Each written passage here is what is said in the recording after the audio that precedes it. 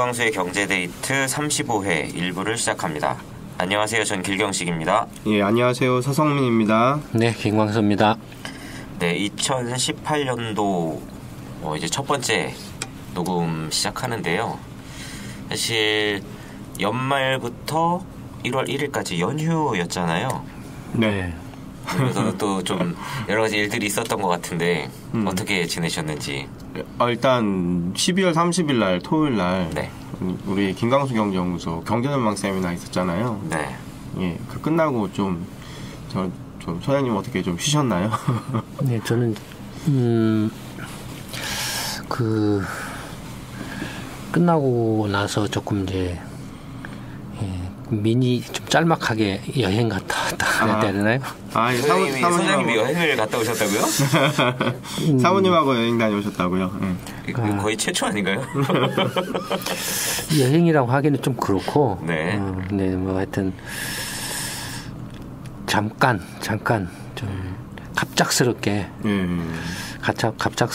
이제 평상시에는 시간이 없어서 나 또 여유가 없어서 못했던 걸 좀 이틀 정도 이렇게 좀 했어요. 했더니 약간 후유증이 좀 있습니다. 후유증이라고 하면 어떤? 뭐 좀 장시간 운전을 하다 보니까 네. 약간 좀 지친 뭐 약간 피로가 누적돼 있다 그럴까? 뭐 그런 게 좀 있는 것 같아요. 아, 그러면은 뭐 연휴 때 쉬시지도 못한 거네요? 네. 쉬었지만 쉬는 것도 이렇게 힘들어요. 익숙치가 않아요. 네. 그렇죠. 선생님 같은 경우에는 워낙 이렇게 일정한 그 패턴에 맞춰서 쭉 하시는 걸 좋아하시는 것 같아요. 좋아하는 게 아니고 어쩔 수 없어요. 그렇게 할 수밖에 없어요. 뭐 저라고 사람 아닙니까?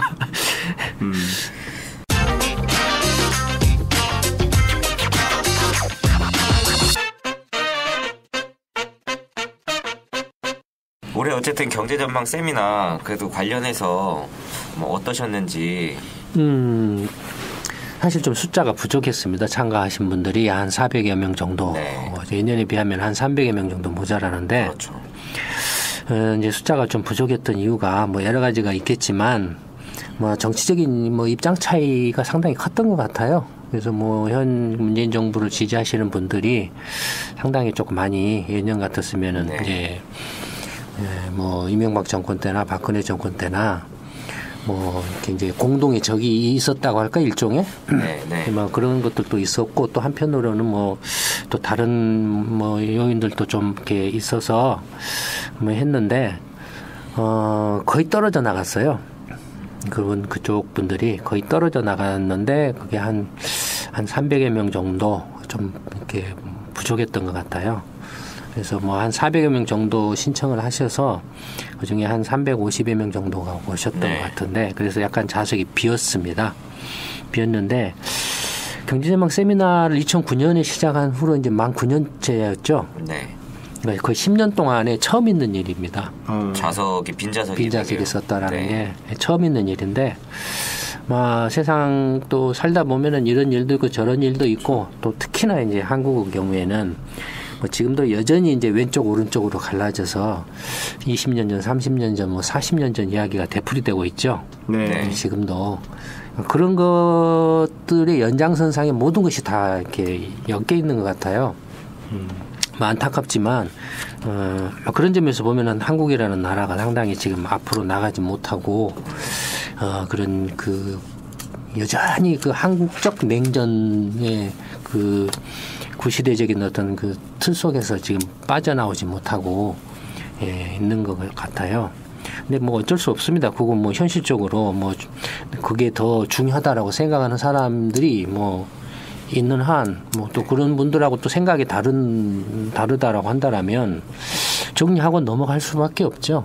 네. 그래서 뭐 이제 경제연구소에서 이제 경제전망 세미나를 한 거의 10년 동안에 뭐 처음 있는 그런 이제 경우이긴 했지만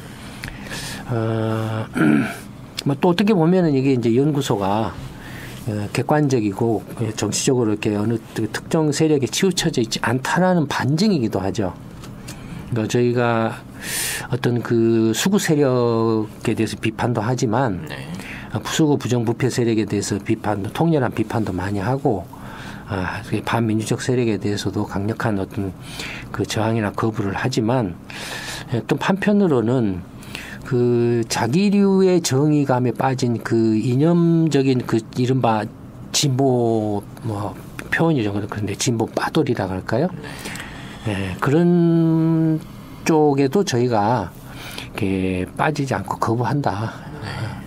있는 그 세상을 있는 그대로 보고 객관적으로 보고 냉정하게 봐서 그 있는 그대로를 본 속에서 가장 상식적이고 합리적이고 논리적인 어떤 그 사고 방식과 선택, 행동 뭐 그런 것이 가장 그 이제 중요하고 또 그걸 위해서 이렇게 연구소를 세웠고 또 지금까지 해온 거고 뭐 그런 어떤 그 연구소의 입장과 뭐 생각이 다르다라고 한다라면 그래서 나는 뭐 어쨌든 간에 누구를 특정 어떤 정당이나 특정 인물을 이렇게 주고 나서 하나 지지를 한다라고 한다라면 어쩔 수 없죠. 그렇죠. 정리하고 넘어갈 수밖에 없죠. 서로 간에 입장이 다른데 뭐 그런 걸 가지고서 모든 것을 이렇게 판단하는 잣대 내지는 기준으로서 이렇게 하는데 거기에 대해서 우리가 굳이 비율을 맞추거나 그걸 설득을 하거나 할 그 여력이 없죠. 여유도 없고 이미 이제 뭐 연구소의 이제 그 시편 구독자분들도 그쪽 분들은 상당히 정리가 됐어요. 세미나에 오시는 분들 숫자하고 일정한 숫자가 연동되어 있으니까. 연동되어 있어요. 네. 그러니까 근데 다행인 게 어쨌든 간에 한 400여 분 정도가 계속 지금 그 세미나에 참가를 하셨다라는 게, 올 한 해 좀 우리가 좀 이제 다시 좀 분발해서, 네. 좀 더 그 많은 분들이 이런 객관적이고 상식적이고 합리적인 이야기에 귀를 기울이시는 분들이 뭐 절대 다수니까 적극적으로 좀 홍보를 해 가면 올해는 다시 만회를 하지 않을까, 할 수 있지 않을까 그렇게 생각을 합니다. 이 세미나와 관련해서 이제 동영상을 구할 수 없냐고 문의 주시는 경우가 종종 있어요. 근데 저희 이 강연은 동영상으로는 배포하지 않고 당일날 세미나에 오셔야지만 일단 강의를 들으실 수 있다라는 거. 그리고 이제 강의는 들으실 수 없지만 자료집은 김광수 연구소 포럼이나 홈페이지에서 신청해서 구매하실 수 있으니까 올해 경제와 관련해서 좀 커다란 흐름이나 정확한 객관적인 정보를 좀 얻기 원하시는 분들은 한번 사서 이렇게 밑줄 그으시면서 한번 정독을 해보시면 좋을 것 같습니다. 뭐 작년에 이제 제일로 뭐 연구소 입장에서는 이제 저희 연구소 입장에서는 연말에 하는 경제전망 세미나가 가장 큰 행사죠. 대외적인 그렇죠. 행사죠. 제일 큰 브랜드죠. 예, 그때 대외적인 행사인데 오늘 좀 이렇게 이제 좀 아이러니하죠. 그 생각지도 못한 정권에서 이제 이런 상황이 벌어지니까 이러냐고 좀 약간 어이가 없기도 하죠. 네, 이런 말씀 드려야 될지 모르겠는데 사실은 이명박근혜 정부가 지날 때에 어떻게 보면 그전 정부하고 이제 완전 성격이 다른 불법적이고 이런 좀 사기에 가까운 정부여서 연구소 입장에서는 굉장히 여러 가지로 안 좋은 일들이 많이 있었는데 그래서 정권이 바뀌게 되면 무언가 좀 개선이 되지 않을까 한편으로 좀 기대한 면도. 근데 그런 그건 우리들의 생각이죠. 네. 우리들의 생각이고, 근데 현실적으로는 우리는 지금 현재 이순신 프로젝트를 하고 있잖아요. 그렇죠. 왜냐하면 이제 뭐 굳이 자세하게 또 되풀이해서 말씀드리지는 않겠지만. 지금의 한국의 그 정치와 정부 관료들의 국가 경영으로는 나라가 망하는 길로 지금 빠르게 치닫고 있잖아요. 그건 누구도 부인할 수 없죠. 몇십 년 동안 특히 이제 민주화 정부 출범하고 이제 거의 이제 30년이 지나가고 있는데 그래서 서로 정권이 이제 왔다 갔다 했는데 여전히 그 심각한 제왕적 대통령제의 폐단이 드러나고 하여튼 그 민주화 이후에 거의 대부분의 대통령이 다 문제가 있었죠. 그렇죠. 퇴임한 이후에 문제가 없는. 네, 대부분 문제가 있었고, 그리고 뭐 특히 이제 경제 문제와 관련해서 문제가 해결됐느냐? 계속 악화돼 왔죠. 네. 계속 악화돼 왔고, 대신에 이제 문제는 계속 커졌고, 그렇잖아요.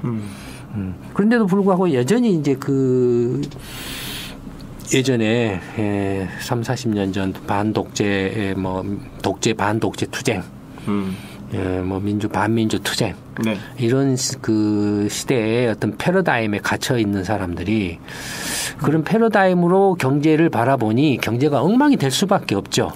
그러니까 경제가 엉망이 되다 보니까 더욱더 이제 그 패러다임 틀 속에서 싸우는 거예요. 그 패러다임 틀 속에서는 경제가 엉망이 될 수밖에 없어요. 왜냐하면 경제 문제를 풀어낼 능력이 안 되는 세력들이니까 이쪽이든 저쪽이든 수구 꼴통 세력이든 진보 빠돌이 세력이든 현실적으로 경제 문제를 해결하지를 못하고 있잖아요.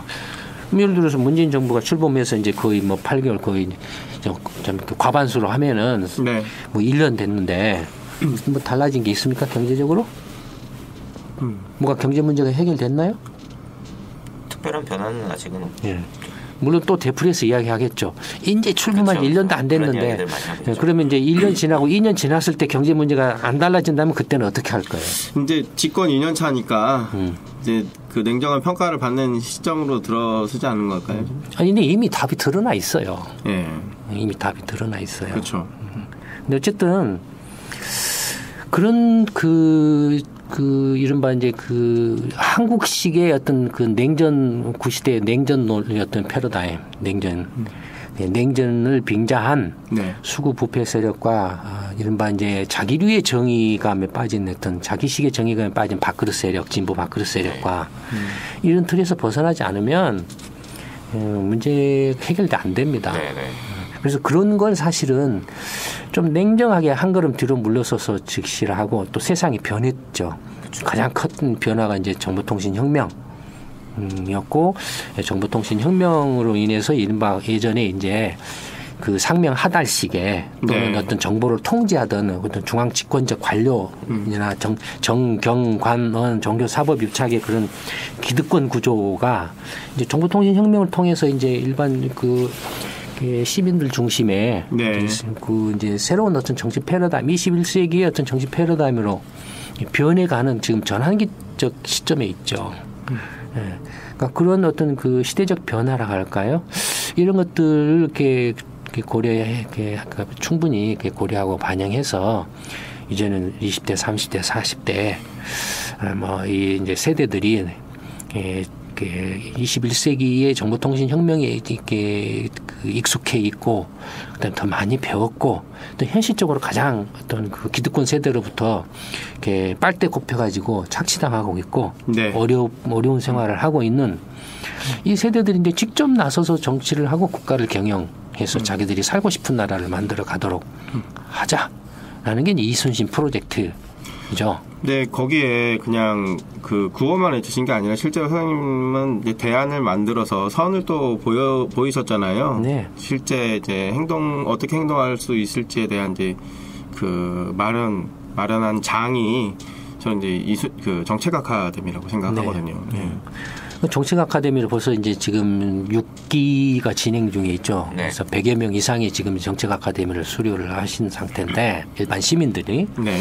물론 그 안에는 이제 뭐 전문 직종에 종사하시는 분들도 계시고 평범한 주부도 계시고 일반 뭐 직장인도 있고 뭐 자영업자도 있고 뭐 이렇게 회계사라든지 교수라든지 뭐 이런저런 분들이 다양하게 계시죠. 네.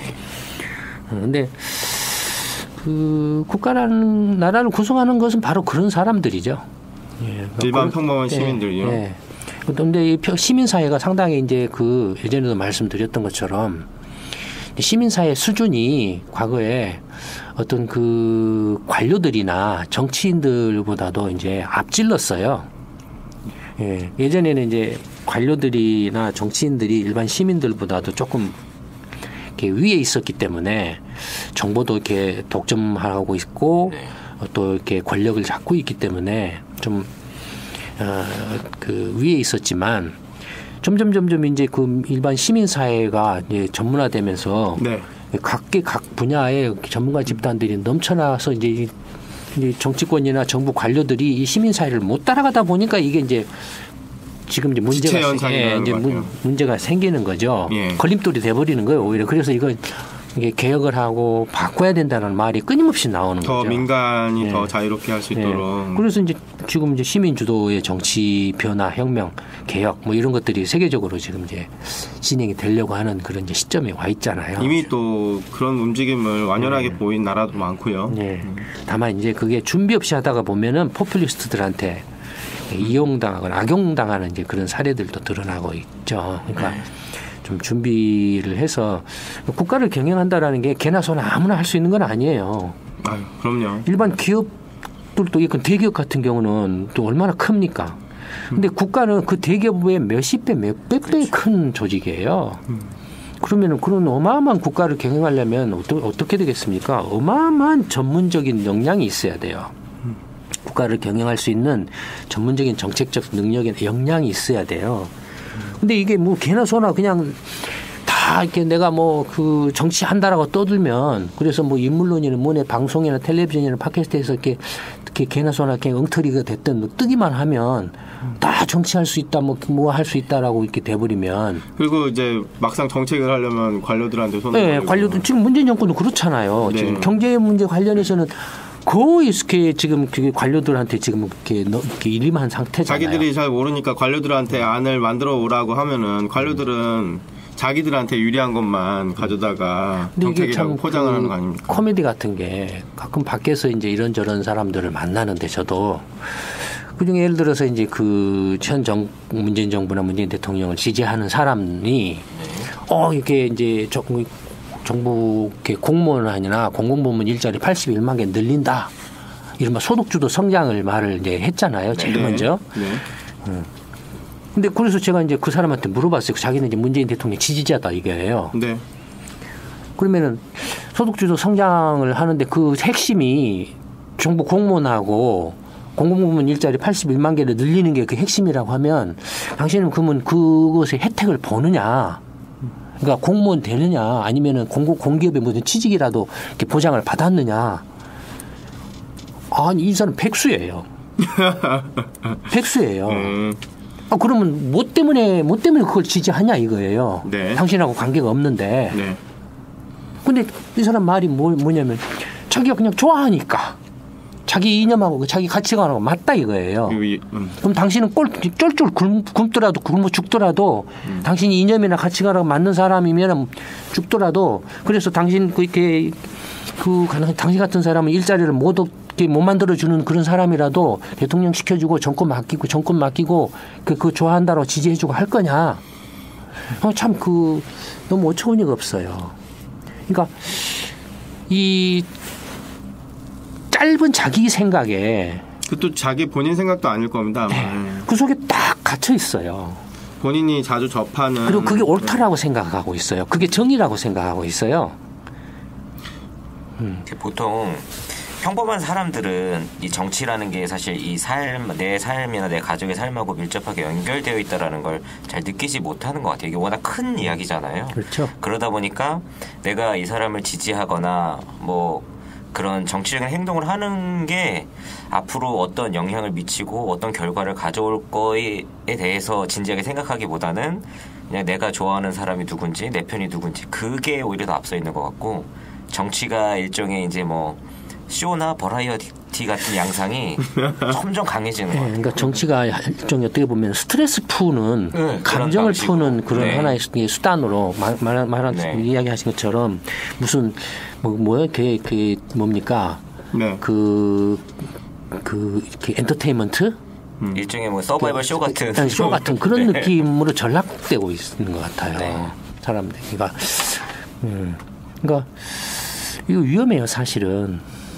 정말로 자기류의 정의감에 빠진 근거도 이렇게 없는 근거도 불확실하고 네. 또 그게 실체가 뭔지 객관적인 그 사실이나 이런 팩트가 뭔지도 정확하게 모르면서 네. 이렇게 나는 이렇게 누구를 지지해 나는 나는 진보주의자야 나는 보수주의자야 나는 뭐야 이렇게 한다라는 것 자체가 근데 어떻게 보면은 이런 사람들은 제가 볼 때는 사실 소수예요.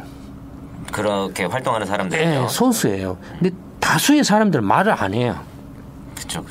다수의 사람들은 말을 안 해요. 표를 안 해요. 그래서 이제 제가 계속 강조하는 게 이순신 프로젝트 지금 일반 다수의 사람들이 지금 기다리고 있는 건 새로운 대안이다라는 그렇죠. 거죠. 새로운 대안이다라는 거예요. 그러니까 뭔가 그림이 될 수 있는 정말로 저기라면 믿을 수 있어. 괜찮을 것 같아. 문제를 해결할 것 같아 하는 대안만 제시하면 저는 판이 뒤집어질 거라고 생각을 해요. 정치에 관심 없는 사람들도 도리어 더. 정치에 관심은 있어요. 있는데 싫으니까 안 보는 거예요. 그렇죠. 이놈도 싫고 저놈도 싫으니까 안 보는 거예요. 그러니까 그런 사람들은 볼 때는 관심이 없는 걸로 보여요. 그건 다 관심을 갖고 있어요. 그렇죠. 다만 이제 적극적으로 자기가 그런 현실 어떤 정치 문제를 해결하기 위해서 뭔가 참여를 하겠다라는 생각은 다소 좀 약한. 이게 선생님 쭉 하시는 말씀 중에 이렇게 들어보면 일반 평범한 사람들이 정치에 참여를 해야 이제 세상을 바꿀 수 있다라고 말씀을 한편으로는 하시지만 또 한편으로는 개나 소나 이제 정치를 하는 게 아니다 말씀이 같이 하고 계시잖아요. 일반 사람들이 듣기엔 이게 잘 어떻게 받아들여야 될지 모를 수도 있겠다는 생각도 들거든요. 그러니까 제가 말하는 개나 소나 정치를 한다라는 게 정치인이 되고자 하는 경우죠. 직업적으로 이제 돈벌이로서 정치를 자기 생계 수단으로서 직업으로서 정치가 출마를 한다라는 거죠. 또는 정당이 활동을 하면서 자기가 뭔가 한 자리를 해먹고 싶어 한다라는 거죠. 사익을 위해서 정치를 이용한다는 그런 말씀이신가요? 그러니까 뭐 본인들이야 그걸 나라를 위하고 국가를 위한다고 하겠죠. 근데 제가 지금 이제 문제를 말하는 건 뭐냐면 그 정치를 하겠다. 내가 뭐 국회의원이 되겠다. 아니면 지자체장이 되겠다. 내가 뭐 무슨 의회 의원이 되겠다. 아니면 하다못해 이제 정부 관료 공무원이 되겠다라고 이렇게 했을 때 적어도 그런 그 자리를 이렇게 해서 뭔가 역할을 하고 봉사를 하고 이렇게 헌신을 하겠다라고 한다라면 최소한도의 전문적인 역량을 갖춰야 된다라는 거예요. 기업을 경영하는데 어떻게 합니까? 근데 개인이 사업을 해요. 사업을 하는데 전혀 그쪽 사업에 대해서 어떤 어떤 지식이라든지 어떤 경험이라든지 하다못해 사업을 처음 하면 경험이 없을 수도 있겠지만 기본적인 그 어떤 시장이라든지 수요라든지 이런 것에 대한 이해나 생각이 없이 그 사업을 하면 어떻게 되겠습니까? 망하죠. 기업은 그보다 더 큰 기업 같으면 어떻게 되겠습니까? 당연히 망하죠. 그런데 경쟁이 얼마나 치열한데 하물며 아까 말씀드린 것처럼 어마어마한 방대한 조직인 국가를 경영하겠다라고 하는데 대가리가 이렇게 탕 비어가지고 내가 이렇게 빠돌이들 동원하고 이렇게 그 수국 불패 꼴통 세력들 동원해가지고 이렇게 한 자리 언론 플레이나 뭘 해가지고 이름만 팔아먹고 해서 내가 한 자리 이렇게 한다라고 하면 그럼 어떻게 되냐 이거예요. 지금까지 그렇게 해왔기 때문에 개판이 된 거 아니에요. 그래서 아마 이제 평범한 사람들은 정치는 나와는 다른 사람들이 해야 되는 거고 나는 이제 할 수 없는 영역이다라고 많이 벽을 느끼는 것 같아요. 그런 면이 있기 때문에. 그러니까 직접 본인이 자신이 현실적 내가 국회의원이 안 된다고 해도 적어도 국가를 그 국가라는 것이 어떤 것이고 어떻게 움직여지고 어떻게 구성되어 있고 에 대해서 그 기본적인 것들을 좀 이해를 하면 일단은 지금 정치 국가 경영이라는 게 정치니까 정치가 어떻게 돼야 되겠구나. 근데 지금 정치는 어떤 점에서 잘못돼 있구나 하는 걸 느끼게 되겠죠. 일단은 그렇게 정치라는 것에 대해서 보다 더 전문적인 어떤 시각을 가지고서 이렇게 냉정하고 객관적이고 상식적으로 바라볼 수 있는 그런 정도의 이제 수준이 되죠. 그렇게 되면 자기가 직접 뭐 국회의원에 출마를 안 하더라도 기존의 그 엉터리 정치 세력들은 물갈이가 돼야 돼라는 이제 하나의 힘이 되는 거예요. 자기가 그 관심을 갖고 그런 어떤 지식을 얻는 것만으로도 왜냐하면 이쪽이든 저쪽이든 빠돌이나 어떤 그 꼴통이 되지 않는 것만으로도 엉터리 정치를 막는 출발점이에요. 그렇지 않습니까? 그렇죠. 정치라는 건 그런 사람들을 이용을 해먹는 거거든요. 거기에 휩쓸리지 않는 것만도 굉장히 중요하고 첫걸음이에요. 그다음에 사람 일이라는 걸 알 수가 없어요. 사람의 인생은 계속 변합니다. 삶은 변해요. 자기 생각도 변하고 뭐 뜻하지 않는 우연한 기회에 인생이 바뀌어요. 우리 서 이사님이나 길 이사님이나 불과 몇 년 전만 해도 전혀 생면부지였잖아요. 저하고. 그렇죠. 네. 근데 어떻게 됐어요? 그래서 이런 걸 상상이라도 했습니까? 인생이 바뀌어버리는 거예요. 서로가. 네. 바뀌어버리는 거예요. 사람이라는 건 항상 그런 자기 자신의 어떤 삶에 대해서 기회, 가능성을 열어둬야 돼요. 네. 나는 정치에 관심이 없어. 나는 돈만 벌 거야. 나는 그냥 편하게 살 거야. 예. 그렇게 한다라 그래서 절대 그렇게 되지 않아요. 그러면 그게 자기를 가둬놓는 거예요. 네. 그러니까 제가 이렇게 들은 바로는 일반 평범한 사람들이 뭐 정치든 시스템이든 정책이든 이런 거에 대한 이해를 넓혀감으로써 어떤 기존에 가지고 있던 패러다임이나 틀 같은 거를 바꾸게 되면 거기서부터 변화가 시작된다는 말씀이신가요? 그렇죠. 그러니까 한번 생각을 해보십시오. 지금까지 하여튼 뭐 이쪽 저쪽 이놈 저놈한테 한번 다 시켜봤는데 좋아졌다, 문제 해결됐다라고 생각되십니까? 아마 대부분 아니라고 생각하실 거예요. 그렇다면 어차피 지금까지는 이놈 저놈 이쪽 저쪽 다 해봤는데 안 됐다라고 하면 한번 속았다 셈 치고 해보라 이거 이순신 프로젝트에 한번 해보라 이거예요. 아니 근데 제가 이건 이쪽 저쪽 이놈 저놈은 분명히 그 30년 이상 말아먹어 왔잖아요. 그렇죠. 이건 지금 이제 이순신 프로젝트는 지금 문제를 해결할 수 있다라고 지금 해서 일반 시민들이 참여해서 지금 정치 세력해가지고 정당 만들어서 물갈이 하려고 하고 있는 운동, 시민운동이잖아요. 정책 벤처죠, 정책 벤처. 정책 벤처 기업이죠. 네, 정책 기술을 가지고 있는. 정책적 노하우나 이런 걸 가지고 있는 전문가, 이제 전문 집단이죠. 거기는 내가 대학을 나왔든 안 나왔든 아니면 내가 뭐 백수든 아니면 내가 뭐 주부든 아니면 내가 뭐 교수든 내가 뭐 예술인이든 내가 무슨 전문 직종에 종사하는 사람이든 누구든지 상관없다 이거예요. 와서 이렇게 자기가 관심을 갖고 국가를 경영하는 게 무엇인가 하고 한번 경험을 해보고 훈련을 받아보면 되는 거예요. 공부는 어떻게 하는지 아세요? 열심히. 나는 공부 못해라고 생각하는 사람은 절대 공부 못해요. 공부할 기회조차도 안 만들어요. 그렇죠? 근데 그 사람 본인이 진짜 공부를 못하는지 잘하는지는 그 사람도 몰라요. 안 해봤으니까 모르는 거죠. 그렇지. 안 해봤으니까 몰라요. 근데 자기 생각에 자기를 가둬놓고 있는 거예요. 맞습니다. 너무 심해 지금 한국이 그런 게. 우리 왜 심하냐면 이게 어렸을 때부터 가정에서 학교에서 심지어 교육에서 대학 이런 것들이 너무 가정에서도 이렇게 그런 식으로 단정 짓는 것들이 많아요. 말들이 그런 말들 되게 많죠. 부모들이나 주위에 다른 애들하고 비교해서 우리 애는 이거야. 그럼 얘가 그 이야기를 들어요. 나는 그래. 엄마가 그렇게 무의식 중에 그걸 바꿔버려요. 무의식 중에. 학교 교육은 마찬가지예요. 심지어 대학 나온 사람들도 그 물리학 얘기하면 나는 국문학과인데 이러면서 국가니까. 근데 정말로 그거 어리석은 거예요.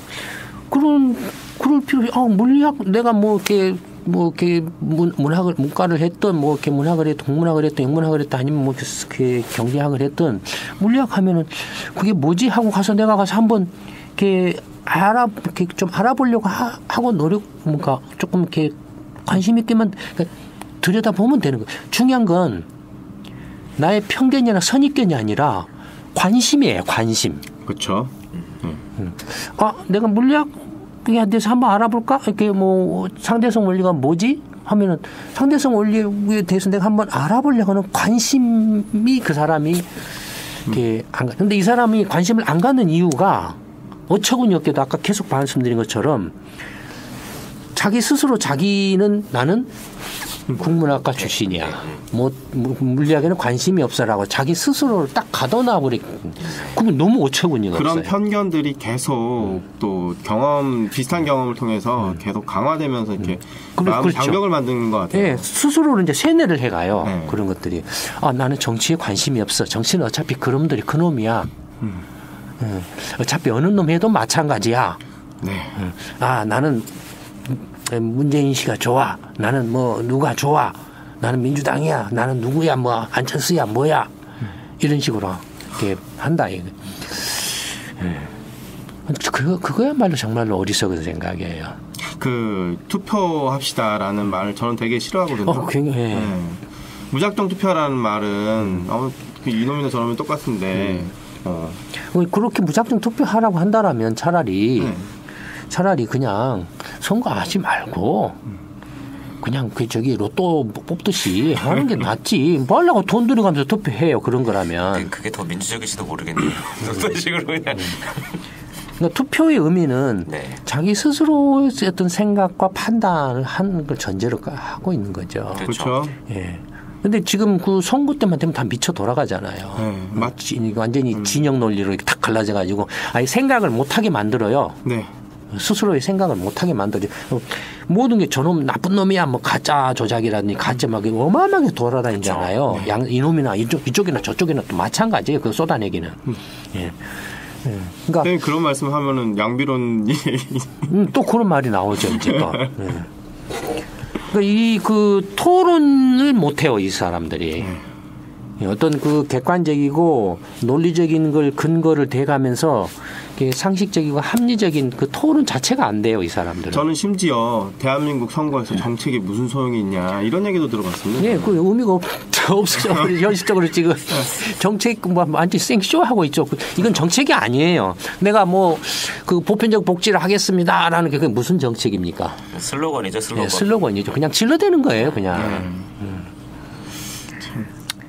그 신년 첫해 이게 또 정치 이야기가 나오니까 목에 힘이 들어가네. 목소리 힘이 들어가네 이게 또. 아니 사실 이제 이렇게 길게 얘기를 하는 이유는 이제 정책 아카데미 6기가 이제 거의 끝나갈 쯤 되고 정책 아카데미 7기를 모집을 할 시점이 됐거든요. 그래서 이제 소장님이 그 정치 얘기를 좀 짧게 한번 해보자 하다가 지금 얘기가 이렇게까지 나왔는데 올해는 이순신 프로젝트가 좀 힘을 받을 것 같다는 느낌이 들어요.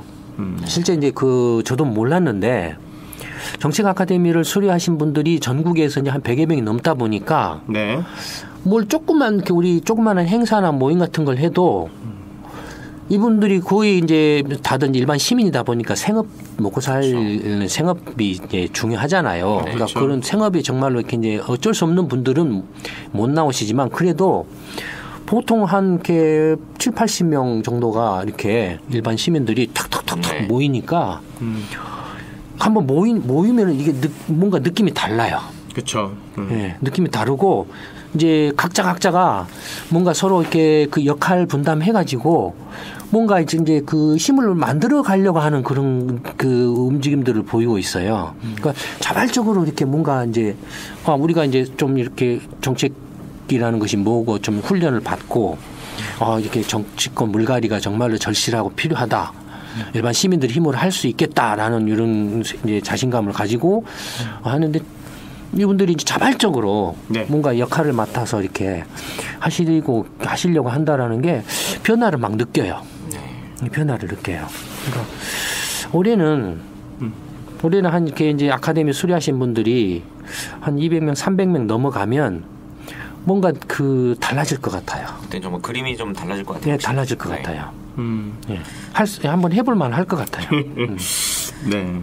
오늘 그 신년 어쨌든 새해 관련해서 여러 이야기를 폭넓게 하셨는데 소장이 직접 만나서 이야기할 기회가 있다라고 해서요. 그 이제 신년을 맞이하여 신년 인사 번개 모임이라는 걸 이제 1월 4일 날 이제 신촌역 근처에 있는 신촌역하고 이대역 근처에 있는 정광수 커피숍 신촌점에서 7시 30분에 이제 만나려고 모임을 갖고 있습니다. 이제 그날 이제 김광 소장님이 이제 신년 인사 번개 모임이라고 해서 이렇게 만남의 기회를 가지니까 많은 분들 오셨으면 좋겠고요. 그리고 또 소장님이 경제음악 세미나 때 어떻게 또 3분 정도 또 오라고 하셨잖아요. 어떤 분?